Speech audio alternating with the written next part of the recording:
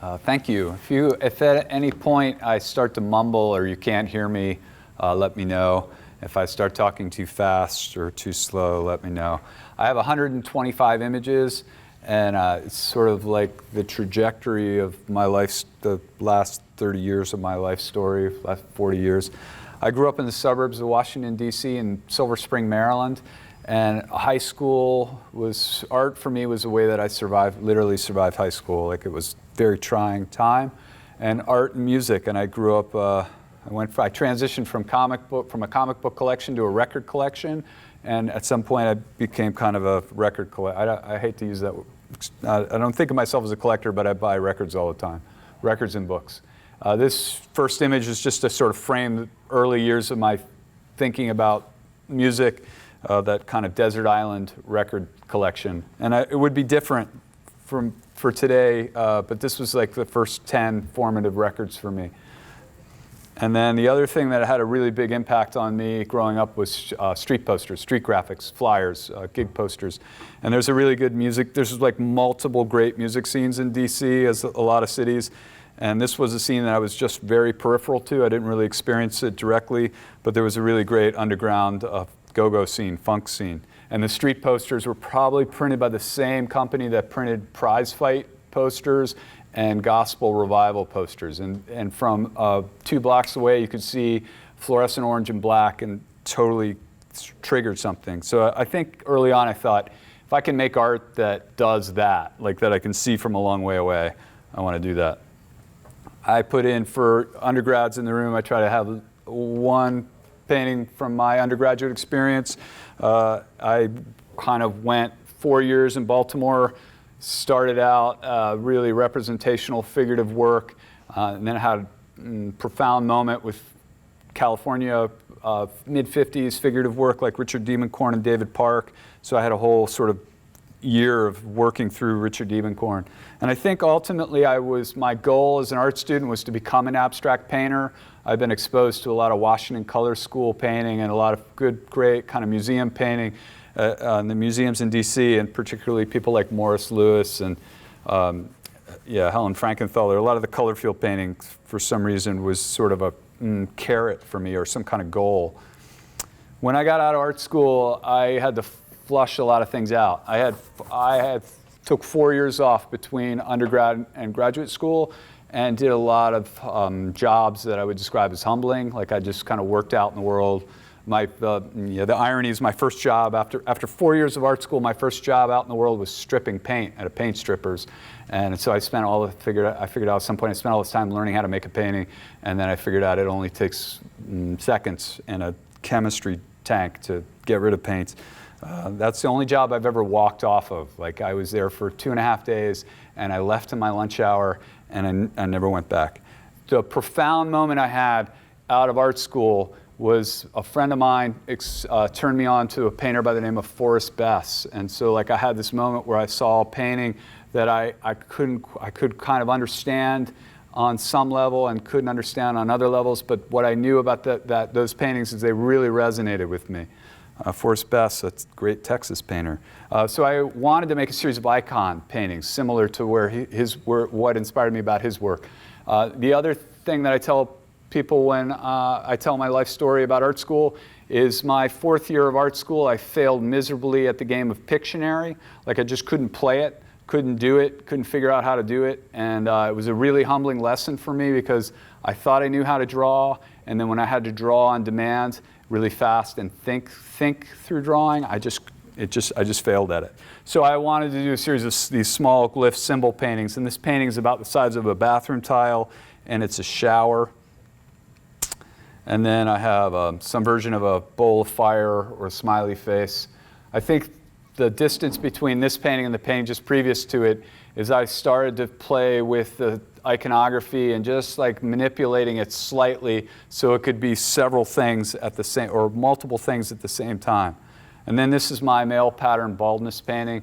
So sometime in my mid-20s, I was obsessing about losing my hair, and I was checking a lot, and I just thought, I'm going to fast forward 20 years into the future and do a painting of the last 2 hairs of my head. Whenever I can, I will put things out in the world, like public spaces. I am okay with fluorescent lights, and I'm okay with office spaces. I want paintings to sort of be in different places and in different rooms. I mean, ideally, I like museums and galleries, but I'm okay with sort of random office spaces. This is from the mayor's conference room in Madison, the city I live in. And they had a public arts program where you could submit work and they would hang it up in the conference room for a season. And I gave these 3 paintings to the people that were installing and directing that space with no instructions. Like, I didn't tell them what to do with paintings other than where, you know, what they were and where they were to be hung. And someone was smart enough to figure out that they could turn them. So throughout the course of these being in the background of the mayor's like TV presentations, they would put them in different directions. So I thought that was great. I love that. I do a lot of sketchbook drawing. I use a Sharpie fine liner. I buy them at the office supply store by the box, and I'll try to process through a series or kind of flesh out a body of icons. And this icon here, this sort of perverted Mickey Mouse, angry thing,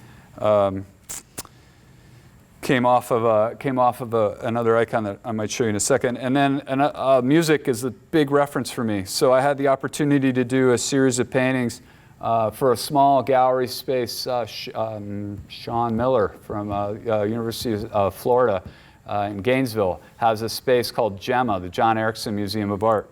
And I proposed an exhibition for his gallery where this is a favorite record of mine. There's 21 songs on the record, and I made a painting for every song on the record. And I built this process of doing automatic drawing during the song for each of the songs, and then going back and making color decisions based on the songs. And this is a dollhouse gallery space. So that wood floor is like it's a miniature space. But I think it was one of my first solo shows, and so it was a nice solo show. And then this is the icon I was going to explain too. This is from the band Radiohead, and they did an ad campaign when Kid A and Amnesiac came out, when those records came out.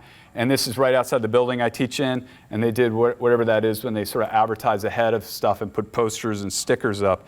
And first time I saw this sticker, I just had another one of those moments where I felt really familiar, and I wanted to know what it was, and I didn't know what it was, and then I knew I wanted to make something like it. I compare that experience with, and then this is one of the things that I did in response to that. I compare that experience of seeing something and understanding it and not understanding it at the same time, and that moment of curiosity and that moment of wonder, that is something I want. I don't want to do it every time, but it is sort of the territory that I want my paintings to operate in. And I compare that to like when you can remember a lyric from a song and you can only remember part of it, and you have to go, not everyone does this, or not everyone might do this, but I have had this experience where I'm trying to remember a song and I sing it over and over again, and I have like one part of it stuck in my mind. And then at some point I may be able to solve it. So I like the sense that visual art can operate somewhat like a riddle. I don't do graffiti. I've never done graffiti. I have a certain amount of respect for certain types of graffiti. And then this is a this is a safe way of doing graffiti. I painted that no parking sign in exchange for another no parking sign, and then I made the painting that's next to it and installed it temporarily with a screw. I use a lot of bright colors. I live in the northern Midwest. My gift to myself when I moved to Madison from Minneapolis is I moved south.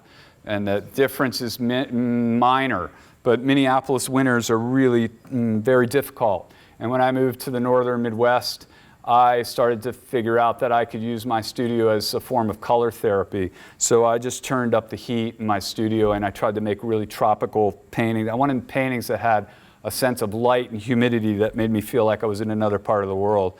So I will occasionally use bright spray paint. And then I have this thing that kind of is back and forth, so I will make black and white and gray paintings that are kind of in opposition to my other paintings and my other projects. I have been building over the last 10 or 15 years a family or group of icons that I will repeat.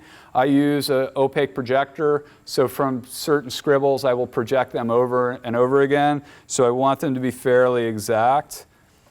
I had a series of work that was based on landscape and language, and actually this painting in particular inspired by Vernon Fisher, And the ON and the OR on the top and bottom of the painting come off of his name from a catalog.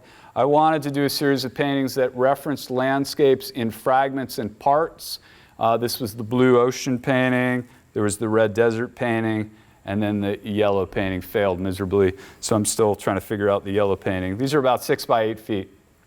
Part of these paintings were an excuse for me to paint imagery in a way that I hadn't painted in a while, paint textures, use language, things that I don't occasionally have a chance to do. So I've found over the years that it's important, like if I can do something in a new body of work that are things that I'm not familiar with and not comfortable with, it puts me into a position where I have to really sort of use new musculature and think in new ways. Maybe that is part of the hazard of teaching and kind of preaching that a lot, wanting students to try things, and then occasionally you just sort of have to do it. This is a silkscreen painting, 4 by 4 feet square. It was a list of notes that I had made in a notebook about, I was trying to figure out the last 2 paintings that I was showing you about making a series of landscape abstractions, and then I had the page from the notebook blown up and printed, and then I painted, tried to paint with exacting color all the colors of the notebook page, and I think the only blue lines from the original silkscreen I left were the page lines, and then I got to paint white out, and that's just a detail. So just words. When I was in art school, I never painted words on paintings, and then a few years ago, one of the harder assignments I gave to a group of intermediate painting students, actually several years ago, was for them to use words in a painting. I think it's gotten easier and easier maybe for younger art students to do that, but me coming up, it was really hard. This is the yellow painting that doesn't quite fit with the 2 landscape paintings. I have a thing for the color yellow. I think it's really mixed. It's sort of a bad, I have a bad relationship with the color yellow. Like I love it and it's not working out. This painting, there's 99 icons. So there's 11 across, 9 down, something like that, or 9 across, 11 down. One of the writers I was reading around this time that had a big impact on me was this French writer, Georges Perec, and one of the things he was famous for is he wrote an entire novel by eliminating the letter E. And so I was interested in building a structure that things would operate inside of and having a really clear plan for a painting. And then this was just a matter of, I did a series of these. I don't know if I have any more of them in here. I did this series of chart paintings, and I thought of them as kind of D- graphic design projects, like really not well composed on purpose. And then I've been introducing some iconography.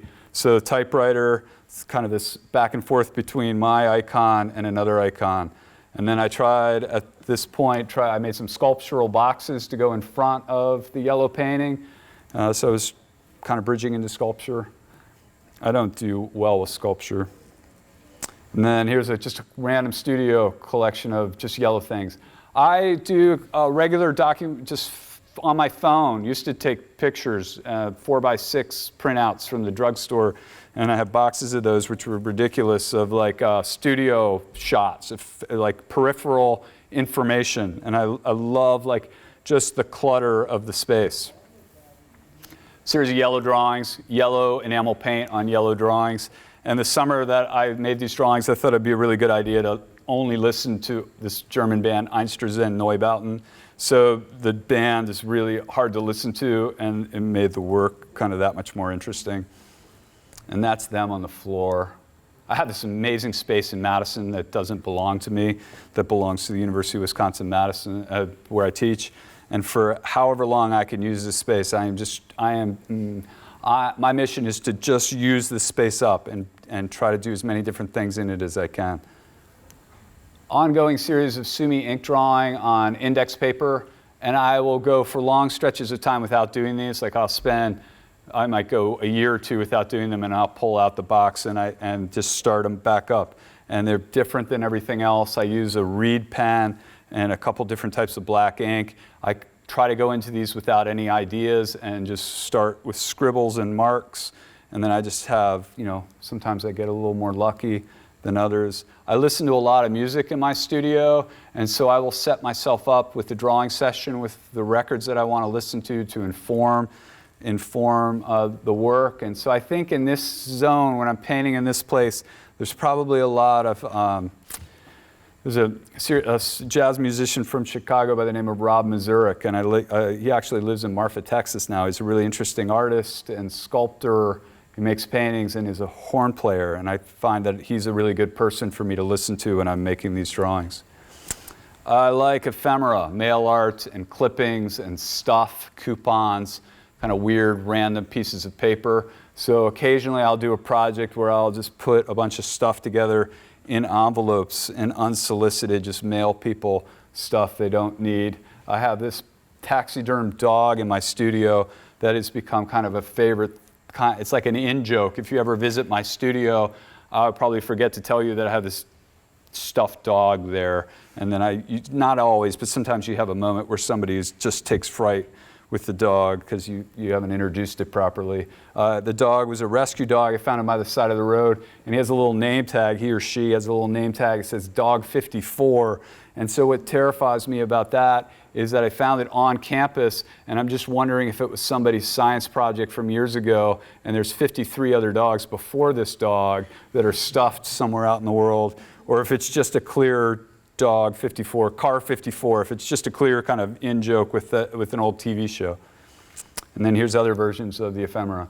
Xerox machines. I spent 6 years working at Kinko's Copies between stripping paint and washing dishes and during grad school. And the whole time I worked at Kinko's, I was really, other than the zine people, I was really aggravated with people that came in and tried to make art on the Xerox machines. I just thought it wasn't I got kind of just bent out of shape about it. I thought it wasn't possible. And then years later, I'm making art with Xerox machines, so it kind of came back around. This is a photograph of one of the studios that I had in Madison. And the studio that this was the silk screen is from a studio, and the icons are painted on top of the studio. And when I had this picture taken, I didn't realize that a few years later I'd be making a big painting of it. I jobbed out the silk screen to one of our grad students. I had somebody silk screen it for me. It's about 3 by 7 foot painting.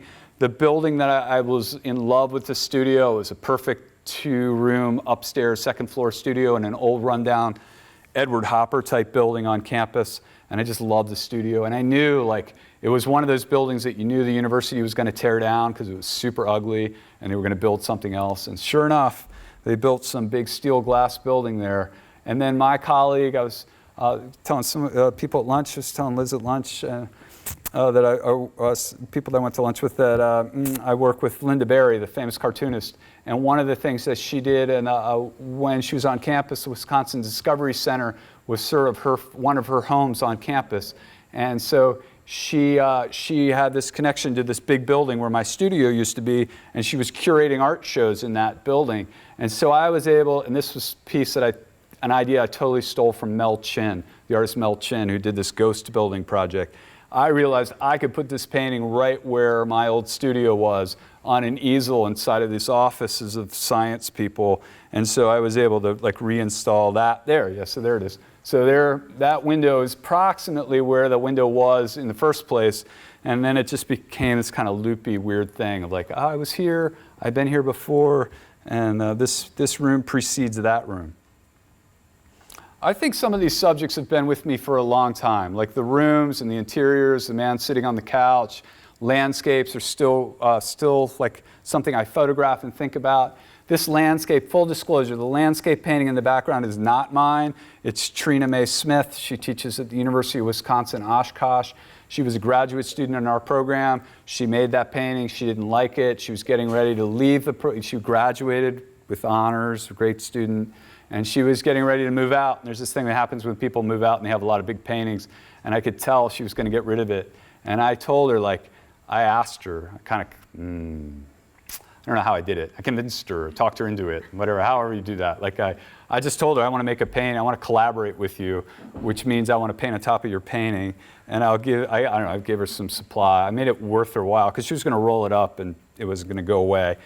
And I said, if the painting doesn't work out, we're not losing anything other than the whatever. So she risked it, and I risked it. And I'm still hoping, because I promised her if I ever sell the painting, we'll do an even split, 50-50. So I'm still hoping I can sell the painting somewhere down the road, come through on that.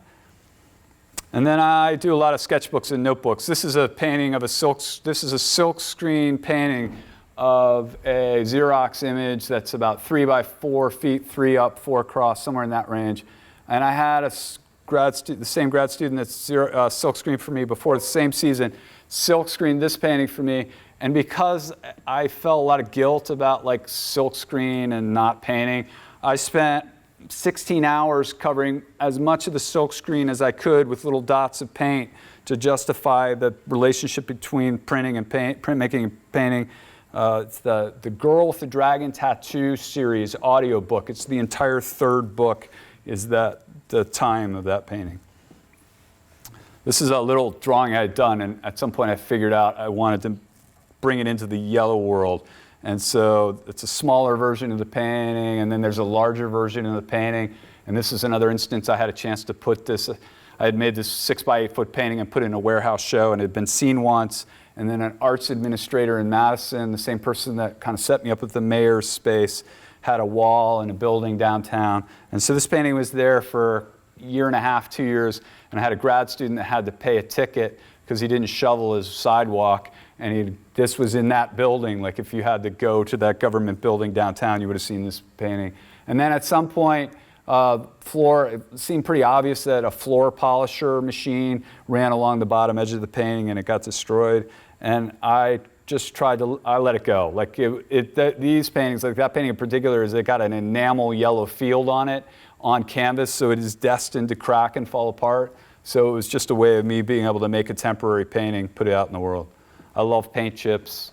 I need to not do it every time I go to the hardware store, but I usually pick up some paint chips and then I'll have them around the house and make kind of Mad Magazine abstractions on top of them. And then this is a series of paintings. This is one of the music projects, a painting for every song on a record. And I did this project a second time because I was so charmed with the experience of the John Erickson Museum of Art. In Madison, this group of artists did a project where they started doing little galleries instead of little libraries. So they did 2 little galleries around town. They were little kiosks where you could install an art show. And so I had a grad student at the time, Colgate Searle, a wood student fabricate another miniature space for me. And the beautiful wood floors in this picture are stir sticks from Starbucks. And this is me installing the show. I made 12 paintings for a band from Chicago called the Watchers. And they had a couple records and then broke up. And their last record was called Vampire Driver. And I love this band. I thought I want to honor them because they were great and not a lot of people know about them. So I made this and then I installed it. I don't know if I have the final shot. Yeah, there it is. And I messaged one of the people in the band, the singer in the band, because we have a mutual friend. That's how I knew about him. And I said, I'm having this little show. I want to do a series of little paintings from your last record, and I'm going to have a show of them. And he got really excited about it. And I'm pretty sure in my early messages with him, I explained that they were going to be about the size of a postage stamp, and somehow that got lost in the messaging. So he drove all the way. He spent 2.5 hours in the car with a bunch of people. They road tripped up from Chicago to see the exhibition. And it was like little, and they were trying to go in the building to see it, and I was like, it's right there. So I have 2 little, speaking of little, at this time my kids were little, and I realized that they were doing drawings that I really liked, so I was saving some of them and trying to sort of figure out that language. And then the other son was into the Harry Potter thing, dragons, and yeah, so I don't have a lot, but I have enough choice selection of kids' drawings. I'll do these notebooks where I'll start a grid notebook with a Sharpie marker and just try to fill it up. And so these are monsters, and then I started doing paintings of the monsters. What I compare these to, the experience I wanted to have when I made these for myself and then probably try to pass on in some level, is the experience of if you've ever gone record shopping and you walk into a record store and there's a whole sort of wall of interesting things. I wanted to just sort of set up that experience of desire, like shopping, like just nice, interesting things on the wall, like odd, weird things on the wall.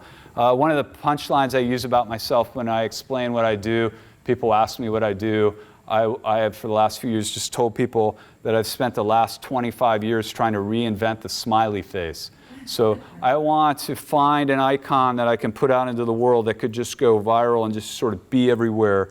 I don't know that I've found it. Oh, but I have had the opportunity to do some public work. So this is a public project, just a couple small public projects. Children's section of the downtown public library. Somebody invited me to participate, do a proposal for the architects, and I did these small drawings, and then I was going to make paintings out of them. And I realized that the challenge that I came up against with this space is that the museum wanted to the library wanted to maintain their white walls. So I was really building bodies of work on color fields. So I had to figure out the kind of double line to sort of have enough color of another color around to sort of get the color response that I wanted. And I did not make this as a large industrial scale sticker. I had an excellent project assistant at the time that had a background in architecture, and I had a colleague that was a great photographer. So I collaborated with as many people as I could to have JPEGs made into bitmaps and have the files done to scale and size. That boat form, the blue boat form, the original drawing for that was on the back of a receipt. So it was just like a little ballpoint pen drawing. So it was super fun to do little things and then make them 25 feet long, big. Electric boxes. Madison has this program where they've been doing these electric boxes that are all over town. So I got to propose some paintings for the electric boxes, and then there's the original painting. Oh yeah, I describe color. Sometimes I want the color to buzz. I call it headache color. I want color to be like the loud person in the party. If you're at a party and you can tell there's some loud mouth in the other room, I want my paintings to kind of do that at times. And then I've been doing a series of other series, buildings and building abstractions of buildings, icons of buildings. This is a factory, and there's two versions of that. The really blunt, dumb game I was playing with these two paintings. This one is 8.5 by 11 on Xerox paper, and that is 8.5 by 11 feet. So I was working on paper for a long time, and I was wondering what it would look like in upscaled to feet. And then we have a little person to sort of help us with that. And then I made this painting that was never shown, because I made two 8.5 by 11 foot paintings with the drawings to correlate with it. And I was afraid I needed this is the understudy. This is the understudy for the blue painting, because if the blue painting got damaged in transit, I needed a backup painting. And then what I hadn't figured out, which I would do now if I could do it again, is I realized later I should have swapped them out halfway through the show so the blue painting became the orange painting because they were the exact same size. But I kind of realized that the museum staff was pretty stretched thin on our campus museum with the faculty show, and I wasn't going to push my luck, but it was a good idea, and I just didn't have it planned out. There's supposed to be 7 yellow suns to the side of that, and that's a project that just didn't work out. It was based on paint chips and the color palette of a paint chip, and then just a repetitive over and over drawing of the sun. I think that some of what I do is just repeating myself so much that it becomes convincing to myself. So painting certain icons, painting certain series. There's some aspect of it that I want to be so automatic that I can't help it, that it becomes like an accidental gesture. And then I've been playing, when I slow down and start putting things in the studio, of clustering and organizing. So walls of groups of things. And sometimes these groups of things will have multiple series kind of introduced. I love old index cards from the library when they were getting rid of the card catalogs. And so I collected those for a while, stacks of those, and was drawing on those. And then these are sketchbook pages. I color Xeroxed sketchbook pages, and then varnished with acrylic varnish to a surface and painted some of the icons on top. A great gift that I got in the mail from an old friend about a month ago, and it wasn't a book. I get in trouble because I come home from work and I've ordered some books and they come all the time and my wife just hates it. And this time it wasn't my fault. Someone sent me a Basquiat book of the Xerox work, and it was just, wonderful. Oh yeah, I look at color out in the world. This is in Spain, Barcelona, and I just like this vintage shop with the leather jackets arranged in color. And then I tried to do a series of paintings that were inspired by the pattern of paint chips and crayons, and just the way the colors organized straight out of the box. And so this is a series of 125 18 by 24 paintings. There's 5 up and 25 across. And it was in a museum space at Marquette, the Haggerty Museum. And it was a group show, so the paintings in the foreground are not mine. And it was 2 spaces. Like, I had the challenge of bridging these 2 big spaces. So this is the first space, and I wanted to start with a gray palette, move into kind of a random gray palette, and then do like the full-on light to dark spectrum.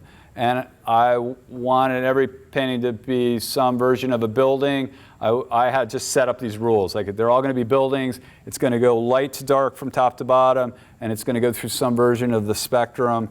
And then I had a certain size brush, and they all came from Sharpie drawings. I had an opaque projector set up. Yeah, it was fun. It was a super fun project. And then here's just for scale, people standing in front of it. I've been doing this more recently. I've been trying to make paintings that fit into spaces. And I've been, the last triennial in Madison, the Madison Museum of Contemporary Art, 2016, I proposed 5 paintings that would be in spaces that normally didn't have paintings. So this is a weird wall that's next to the elevator that probably wouldn't have had a painting. And where I made this complicated for myself is I decided I needed to make them on stretched canvas. So I paid a recent sculpture grad to figure out the angles and frames. And so the paintings were made to fit really specifically in the walls. And the good news is I still have these paintings after the show came down. And the bad news is I probably would have just been better off to make temporary wall murals, because then I wouldn't still have the paintings. That painting is 1 foot by 14 feet tall, I think 14 or 12 feet tall. And there's something, for me, the joy of it is that I'm still painting on canvas, and then I'm finding a way of putting canvas out in the world. And then this one is 16 feet tall. This is where I reached my limit. I couldn't quite get to 16 and a half feet, so I settled at 16 feet. Yeah. Drawings of magic marker drawing on index card. Paintings with old UFO. I grew up in the 70s before the internet and X-Files, and so those UFO magazines were in the grocery stores, and love those things. And then a sun painting, another sun painting. I short-circuited on these sun paintings because I thought at some point they reminded me of like when you're in school and you trace your hand and make a turkey out of it. That spoiled it for me. Radios. I did a series of radios. I like the idea of radios. I don't listen to the radio very often, but I love the idea of the radio. And then there was a whole series of radios. When I'm working on a series in the studio, I'll probably start with 1 or 2. I might have a couple sketchbook pages, and then they'll just start to grow and cluster. And then I'll have a set of colors that I want to work with. And if I don't have a color program, then I'm trying to work in a lot of different directions. I do have admitted color weaknesses, like I love orange and blue and orange and green. The right green with the right orange. If it reminds me of Brazil, we're in a good place. And then, yeah, again, resonant, kind of radioactive color. There's one of the Albers, Joseph Albers' color assignments called Vibrating Boundaries. And yeah, I'm never going to get over that one. A friend of mine is making these large digital photographs, inkjet prints, and then started giving them to me to paint on top. So I started just making paintings on top of his photographs.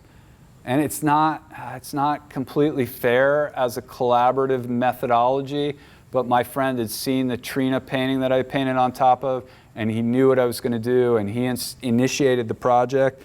I don't want to go out into the world and ask a bunch of artists to give me their work so I can paint on top of. I think that's wrong in a lot of ways, but if someone gives me something and asks me to paint on top of it, I will do it. So, a series of these. And it was fun for me to just have to problem solve the image to the icon, and sometimes I wanted there to be a really direct relationship, and other times I did not, and I just appreciated like having a big sheet of paper to paint on. I'm a guy that wants to stretch a canvas and have 3 coats of gesso and have the stretchers do certain things, and I sort of try to be rigorous and specific about my process. So for me to paint wet oil paint onto digital paper, like printer paper on a roll was a little hard, and then I got over it, and it was super fun. And they do this thing where they're not treated, there's nothing archival about these, that the oil paint will seep out and stain, and I always think of that stain as like French fries in a paper bag. You can just see the oil sort of seeping into the paper. Yeah, so out of a series of maybe 10, 15 of these. One or two of them I think really work more for me than others. And then this is again this is another space that Linda Berry was curating when she was with the Wisconsin Institute of Discovery. She had this series of windows that she was curating for the outside of the building on the ground floor. So I had a chance to make some work and hang some work for that. And I made these paintings on plastic, so I didn't have to paint right on the windows. And those paintings on plastic between the digital photograph paintings, paintings on top of digital photographs, those paintings are two-sided enamel, so one mark is on one side and one side as the other mark, so that they allow the kind of color to read through in a certain way. And then here's some. I like enamel paint occasionally, and I don't mind paint dripping and running, and so it's fun for me to be able to do that. This three-eared rabbit icon is one of the icons I've painted for a while. I found this board around campus in the art department and painted a snake on it, some version of a snake. I sold that painting to a friend of mine in New York who's a poet. And then I had a thing for snakes. I was trying to make a series of snake paintings. This painting is 4 foot square, and that yellow-green in the background was put on with a brayer, like a printmaking brayer, and I wanted it to have the texture, and it did. I got lucked out. I kind of figured it out as I was doing it, but I wanted it to have the texture of a tennis ball, so it has this kind of weird texture. Snake, floating icon, another version of the floating icon with the outline to accentuate it. Studio shot. Large stuff kind of going on in the studio. This is super clean for my studio. This is not representative of my studio. Like, this is me cleaning up for a visit. Sketchbook. I think this sketchbook, yeah, I was traveling with this sketchbook, and somebody that I met on my trip compared that far left icon to Carmen Miranda. So I thought that was good. And then I love paint out of the can. And I guess this magenta has kind of played itself out in the last 10 years, but there was a period where it was like still a weird, fresh color, and I still love it. And then when I'm out in the world, this is our weaving lab on campus, and I just went to visit, and I saw this and had to photograph it. My palette, best palette for me ever, microwave trays. I love the glass microwave trays. I found a stack of them, and I've been using them ever since. I teach painting in a certain way, and then I do it in a different way. So I'm a messy painter. I had a whole series of making paintings from just the lids of carry-out coffee lids was my palette. And so when I teach painting, I think like I'm not a good example. I've been trying to do these gradations with some of them where the color fades from one color to another. And then here's another version of icons in the studio. And I will do several of these over and over again with some of the same paintings and try to add new paintings and move them around. And then I love, full disclosure, there's a lot of painters out in the world that I love, and Thomas Niskowski and Carol Dunham are certainly two painters that I have great affection for. Carol Dunham from the 80s and 90s, and Thomas Niskowski probably from any point. And then Paul Klee is another favorite. So there's sometimes I make a painting and I feel like I'm sort of, it's kind of a love song to 2 or 3 artists at the same time.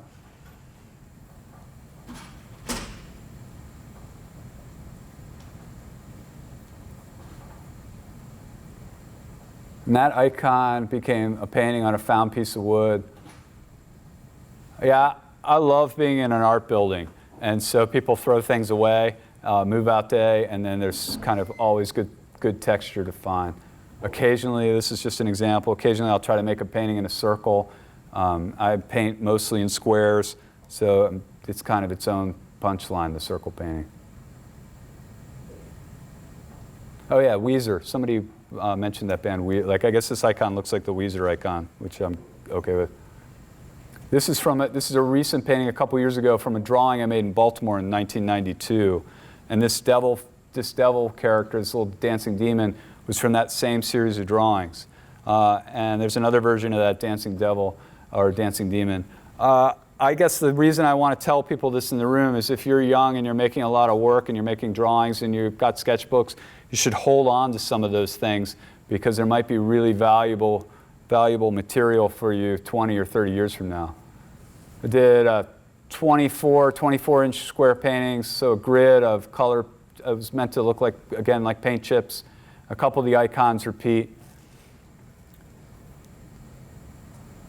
I originally had titled this painting Road Rage, And yeah, my dealer wasn't too happy about that, so I think that got abbreviated. But I like this icon's one that I've repeated.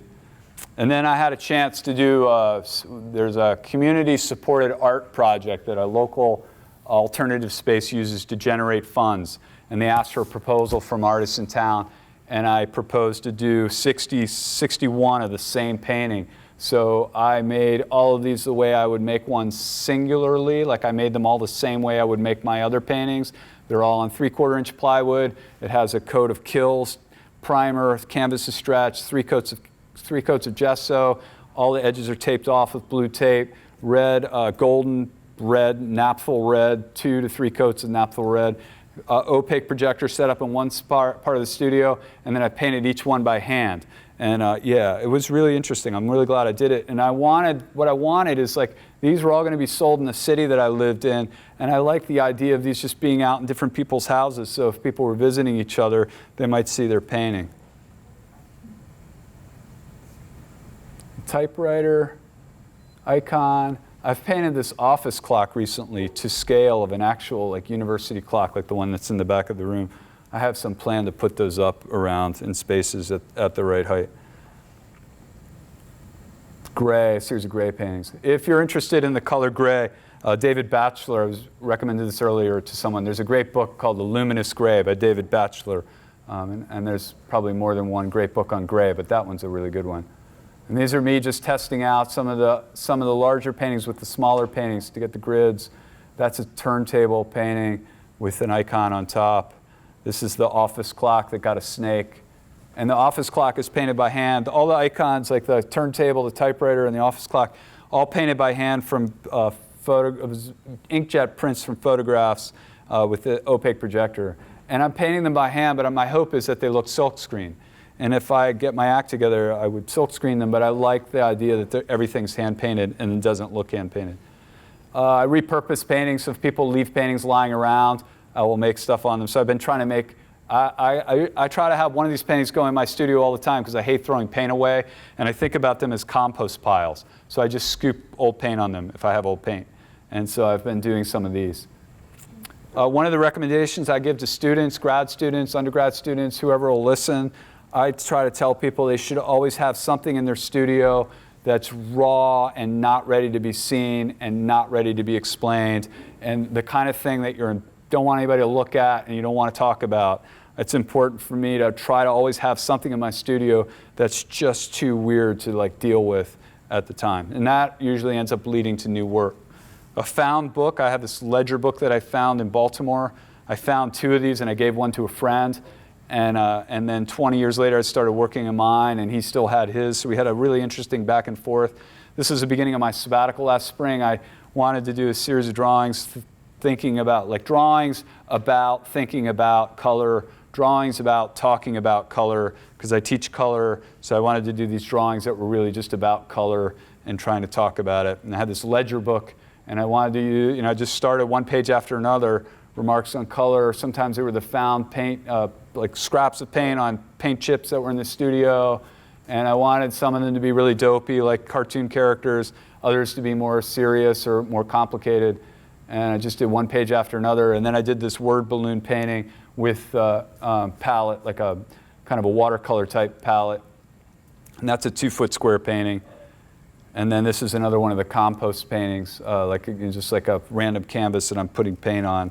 And this is yellow background is drawing. I made the background of that painting, the first stage of that painting, yellow drawings in 1996. And I moved it from Minneapolis to Madison. I didn't know what I was going to do with it.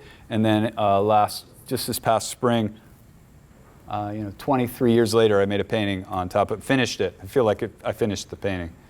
And then another thing I've been considering recently is trying to figure out ways of painting radiance, like luminosity and radiance. So that's literally like painting glowing bars.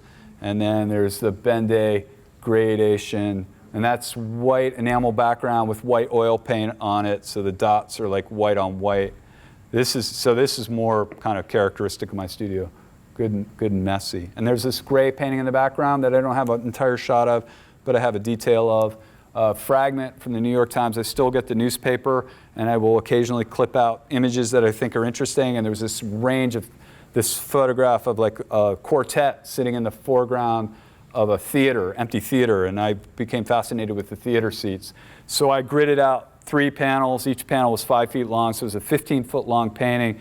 And I gridded out the image from the Xerox of the theater seats, and I painted each square one at a time. And it took me 9 months to make this black and white theater painting, and then I painted the icons on top. Sorry, I don't have the whole shot. And this is just last shot. Thank you. This is me in my studio. Tom Jones, my colleague, took a picture of me. And I don't like having my picture taken, so I solved the problem by just. And I tell people this is what I get to do. The only thing that's missing, well, there's 2 things that are missing. You're not smelling paint, and you're not hearing music. But I do a lot of this in my studio. Part of what I do allows me just to have a lot of reflective time of looking and thinking and moving stuff around, slowly moving stuff around.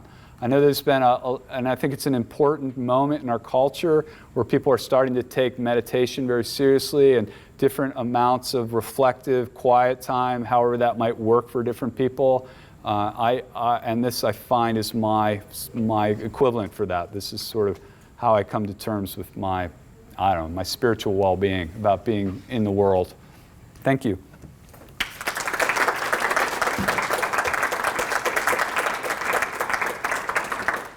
And I'm happy to answer questions. And if you don't want to answer questions, if you don't want to ask questions, I'll stick around and do one-on-one, whatever. Are there any questions?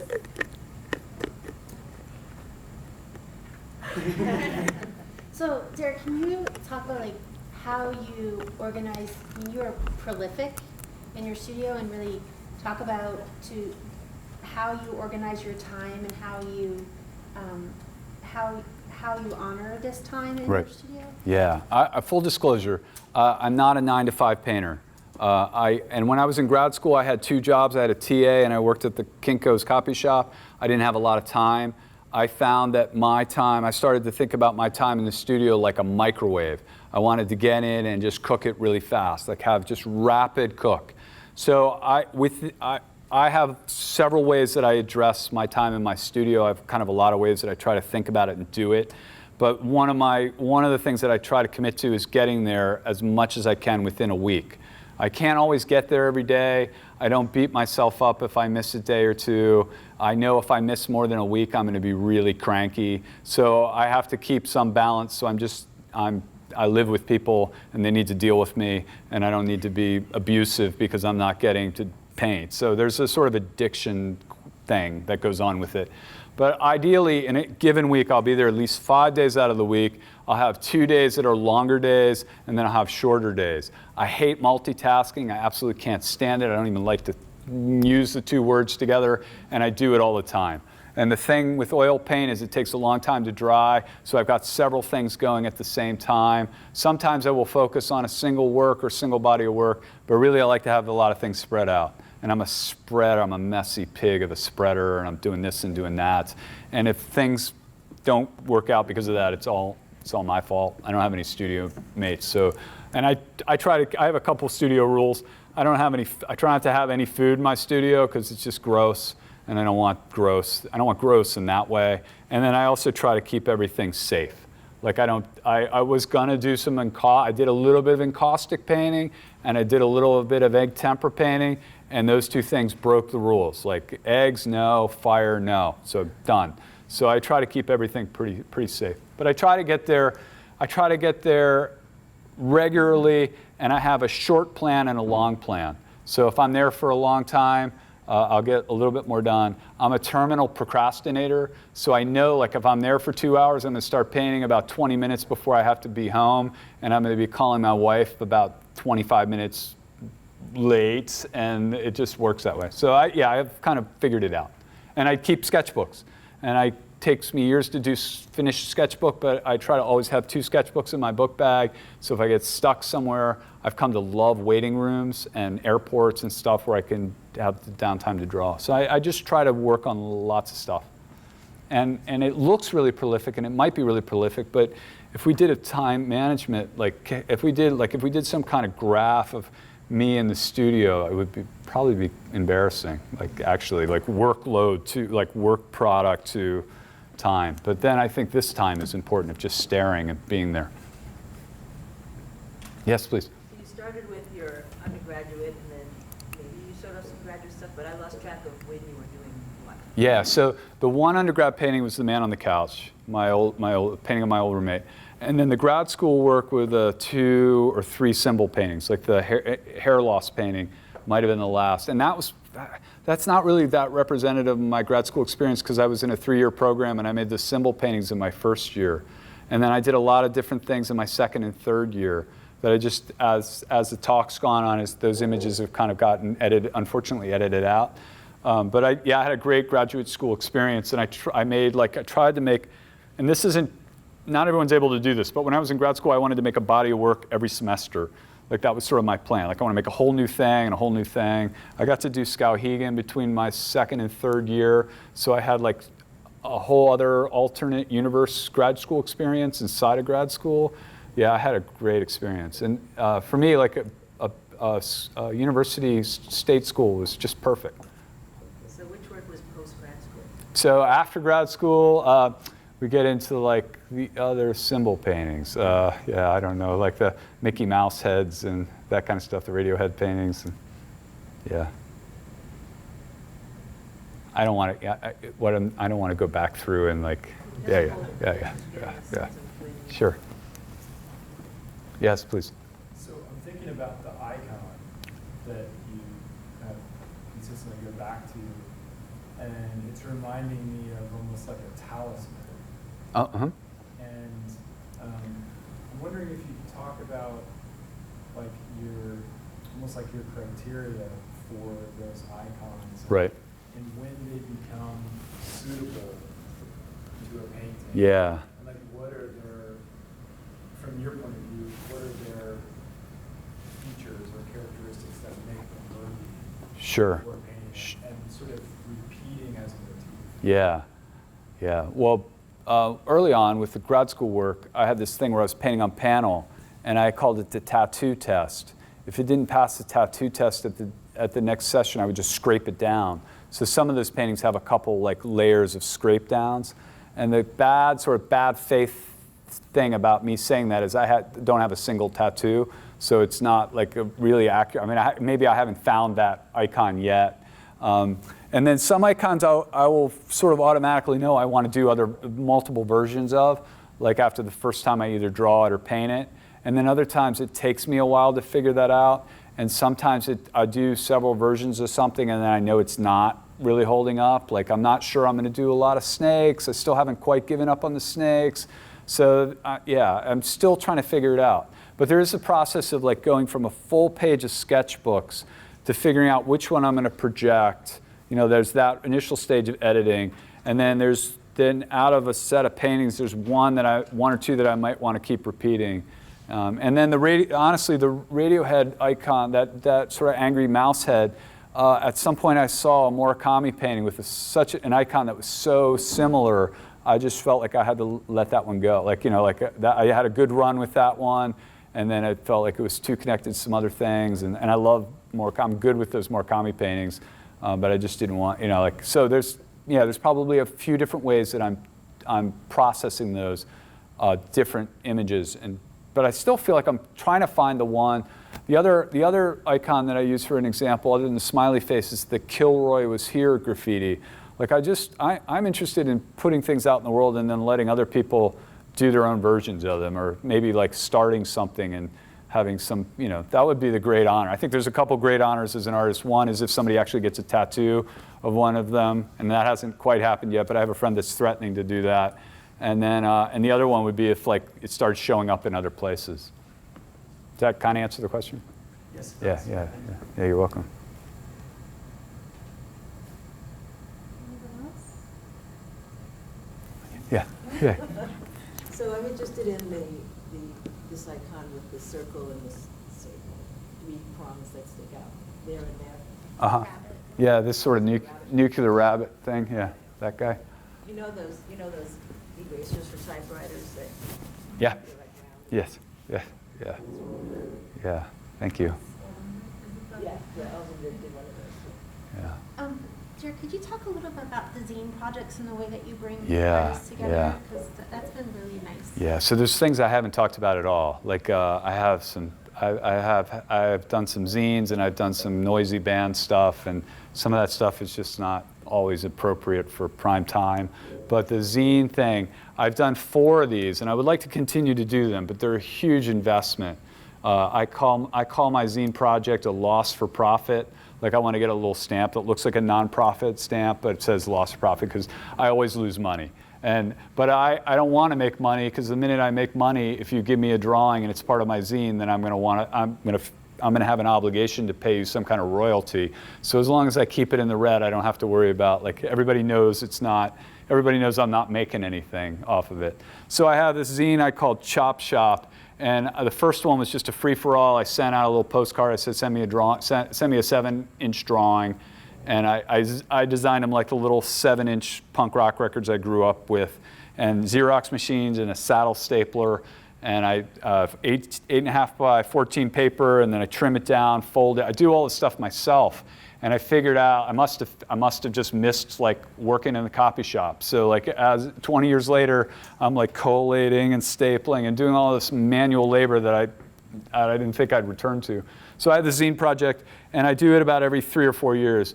Originally I called it a quarterly, because I wanted people to think I was going to do it every 4 times a year, and then I'm my own boss and I'll just do it whenever I want. So it's sort of this kind of game of, like, it's not really a business, so I'm going to just run it into the ground. And so then I have 4 issues. The first one was a free one. The second one was radios, rabbits, and robots. So I would send people a message and be like, send me a drawing of a rabbit in 2 weeks. And it kind of grew. Like, the radios was maybe there was like 50 people, and then the rabbits might have been not like 99. I got close to 100. And what I realized is at some point you just can't fold it and staple it anymore. So I maxed out. Like, and so I want to do that again. I'll hang them in grids. Like, I'll hang all the printouts that I use to generate the zine. I'll hang them in a big grid on the wall with push pins, like wallpaper. And I've done a couple alternative art gallery shows. And it's been a really nice way for me to stay in touch with friends and former students and then artists that I don't know, and just pull people in. And then the alternative, I love alternative spaces, and I feel like I want to still participate in that in some way. And then I think that if you can give people a reason to draw, that's a good thing. If you can give people a reason to draw after they're out of school, and it's its own kind of weird homework that's not really homework, that's a good thing, I think. I think it's really a positive thing. And then at some point, like when I was doing the second one, third one, I did a Google search of drawings of rabbits. And like immediately you get like a zillion hits, right? Like, there's so many. And I thought, the world doesn't need like another drawing of rabbits, so let's do that, like rabbits, like draw rabbits. Yeah, so I do these zine projects. And they're meant to be kind of silly and kind of playful, and then somewhat, there's still a politic to them. I think that self-publishing, putting out your own music, putting out your own magazines, that is super important. And having some ownership of maintaining some ownership of culture, especially in the time that we live in, and physical culture, not like a drawing on the internet, but like a Xerox drawing that you're only going to see if someone gives you the magazine. And then I usually sell them for $5 or $10, and a couple of them ended up in our special collections library on campus. So if you were on the library search engine and you looked up my name, you would get this crazy zine that's over in the vault in special collections with like the Audubon books or whatever, it's just like in the wrong place, but I like that. Yeah, so I like to do the zines. Yeah. As a recipient of a goodie bag, I don't know, that's not what you called them, but like yeah. ephemera bags, like my husband, who was supposed to come over here and meet you finally, but from across campus, it's like, what the hell is all this? Like, you get this stuff in this mail from this guy Derrick. Like, what is this? And the girls found the rabbit book, and they're like, yours is not a picture of a rabbit. And I was like, well, I looked up what the word rabbit was a symbol for, and it was, luck, right, or whatever. And so I made this text thing of luck or whatever. But that Ray Johnson documentary, How to Draw a Bunny, was a really important film for me.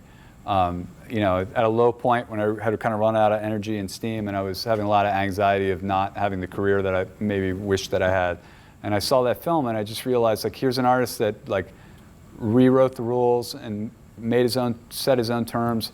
And there's that clip in there in the film where Chuck Close talks about Ray Johnson sending his mail art to the Museum of Modern Art Library because they had a policy that they had to accept everything into the collection at that time. I think it's changed, into their collection. So Ray Johnson found this kind of weird back door to get into the Museum of Modern Art. And yeah, I just love that.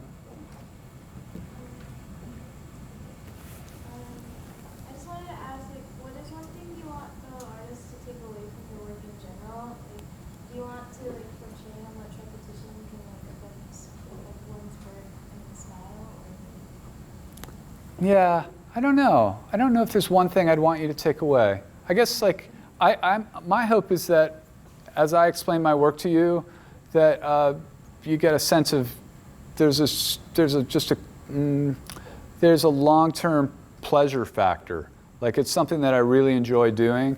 I'm always wary that I'm going to do this talk one too many times, and it's just going to be like not interesting. You know, like it's like if you see a stand-up comic at the end of the tour, and you can tell all the jokes are really old.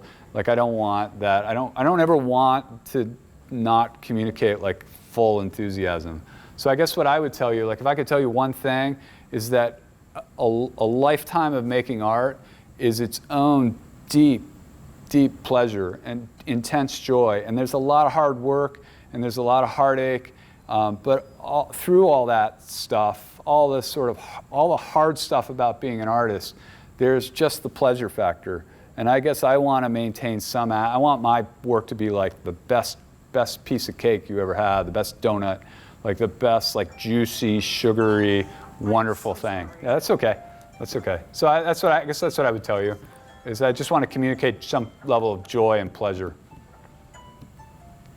Something about that music was like the perfect. Yeah, I have that same ringtone, so I thought my alarm was going off. Yeah. It doesn't go off unless you do something specific, so I'm just going to keep pressing the whole button. I wanted to ask you about the materials that you choose to use.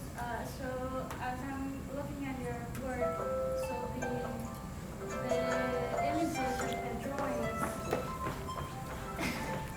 they seem like they don't take a long time to do, but then the way you choose to present them, you know, using traditional materials, which is oil paint, Uh-huh. and then, so all of those to me are, you know, contrasts in your work. So how can you talk about the process of one choosing the materials for the work, like, you know, choosing the appropriate material for the idea? Right. One thing I can't let go of is the texture of oil paint. So it would be really easy. My life would probably be a lot easier if I could just make acrylic paintings with the large icon paintings, and if I would just do them on the wall. But I'm committed to canvas. I use acrylic paint for field colors, but I can't use acrylic paint for the actual mark because it dries with it. I don't want to mess around with trying to reinvent it. And I know that oil paint for me has the perfect texture that I want from a brush stroke. If I put a brush stroke down, it's going to dry exactly like I leave it, and I can come back. And I'm willing to wait a couple weeks for things to dry. I guess part of my material sort of conundrum is I don't mind I've kind of come to, and it's not always the case. On one hand, I've come to embrace the absurdity of, like I'm making some paintings to be installed in our faculty show, and the stretchers are taking me months to get done. I started the stretchers, I'm paying someone to help me. Part of it has to do with my schedule and their schedule. But really, I started the stretchers in July, and they're going to get done just on time in December. And the paintings are going to take me about 2 hours each to make, and the stretchers are going to take months to make. So I think every part of it, I have to sort of wrap every part of it into the piece. Like every part of it matters. I want them to be as good as I can. They're not going to be perfect, but they'll be pretty okay. And then the painting part is just the fast part. So it'd be like if you made your own pad of paper and then did like gesture drawings on it, and the paper, you built it up from paper pulp and built your own whatever. Like, you know, the paper might take you months to make, and the drawing might just take really fast. And then I'll complicate that, like the Xerox painting of the silk screen where it took me hours and hours just to paint every dot. So I think occasionally at times I'll just do the opposite thing that I've been doing for a long time and make a really slow painting or a really slow drawing. But I like to work fast. In general, I just want the work to sort of be blunt and immediate. And I want the color to go like 90 miles an hour. So I want it to be really loud and really fast. And not always big, it's kind of in this size. But then if it's like fluorescent orange, it's as big as it needs to be color-wise. Yeah. But certain materials don't work for me. Like I will do egg temper again if I have a studio assistant to do all the work. The thing that I learned about the lesson that egg temper taught me was how amazing the tube of paint and the invention of the tube of paint was. Like I realized I've been taking this stuff for granted for so long, and it's so beautiful and so easy, and I don't want to do grinds like that's just like caveman stuff.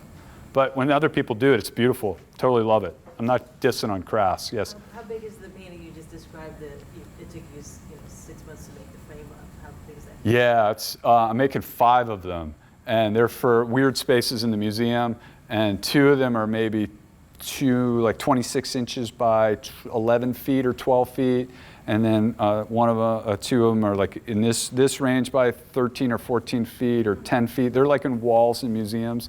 And I have a studio that's like about a little longer than the size of this room and a little skinnier, but I have a really big studio. So those paintings don't feel all that big in my studio, but then I realize I can't take them home. Like if I took them home, I might have one wall I could hang them sideways on. So yeah, so really big paintings. And they're panel. Like the other thing I'll do when I can is I will paint over underlayment, like wood panel, because I ruin not a lot, and I try not to ever do this, but paintings get stacked in my studio, and then if they're just stretched canvas, they will get ruined. So I prefer to paint on panel, canvas stretched over panel, because then it's like self-crating from underneath. And as I move them around, I know that I'm my own worst art mover, and I do all that I can to like get in front of that. Yeah. Do we need the room? Do we need to go? Okay. Yeah, please. I noticed that there's obviously a lot of repetition kind of developing your vocabulary, but also notice that there's also quite a few kind of like, one-off projects as well. I just want to know like what's the process of like kind of selecting like your imagery to kind of like develop into like this own like alphabet, like what makes like certain images like more special than like obviously like the piles of sketchbooks that have like all these drawings. Like how do you go about selecting them? Yeah. I think sometimes it might have to do with similarity, like I'm looking for an icon that's similar to another icon. And then just to make a point out of something you said earlier, I keep a lot of lists and notebooks. So I have like hypothetical art projects. Like I have this project where I want to take the Crazy Cat cartoons and Jack Kirby's Thor and make collages out of those for no reason other than wanting to put those 2 things together. So like comic books, like old comic book stuff. I try to keep my projects within reason. Like even my hypothetical imagined projects, I try to keep them in the actual things that I will maybe eventually do. So I don't fantasize about pyrotechnics and like whatever. Like there's some things I know I'm not going to do. It's out of my range. Like I'm not a sculptor, so I'm not sort of fantasizing about sculpture projects. So usually my hypothetical projects are all sort of within a realm of possibility with painting and color and drawing. And then I guess I just like, I have this way of stacking things. I Xerox the sketchbooks and I blow some things up. And a lot of times I find that if I have a lot of things and there's a whole page of things, sometimes I try to pick the least likely, like what would I not paint, and try to make a painting of that. Or that's where my kids' drawings have helped out with that. Like this is something I couldn't draw or I would never draw, and I'm interested in pulling that out. And I think there's also a thing that happens when you look at a lot of art. You try to, you don't always do this, but there are times where you're in a museum and you're just seeing a lot of art and you come across something that is unlikely, that is not something that you would ever do or that you would think you would respond to. And however, why ever, maybe it's the distance or the awkwardness, sometimes something will speak to you and then it ends up becoming important or subject. I believe in mystery. I think it's also important to be somewhat transparent with students and grad students and undergrad students. I try to be as honest and open as I can, But really, I'm trying to maintain some weirdo factory of like not knowing what I'm doing. Like I'm trying to keep it interesting for myself, even though I know certain aspects of it are really figured out and really factored. But I'm trying to surprise myself. When I was, before I went to art school or grad school, the friend of mine that turned me on to Forrest Best had made a painting. He told me, I'm still jealous about this. He said he made a painting that he laughed out loud at. He's like, I made this painting, I couldn't stop laughing at it. And I thought, oh, I want to make that painting. Like I want to make a painting that it's just so strange that I just bust out laughing at.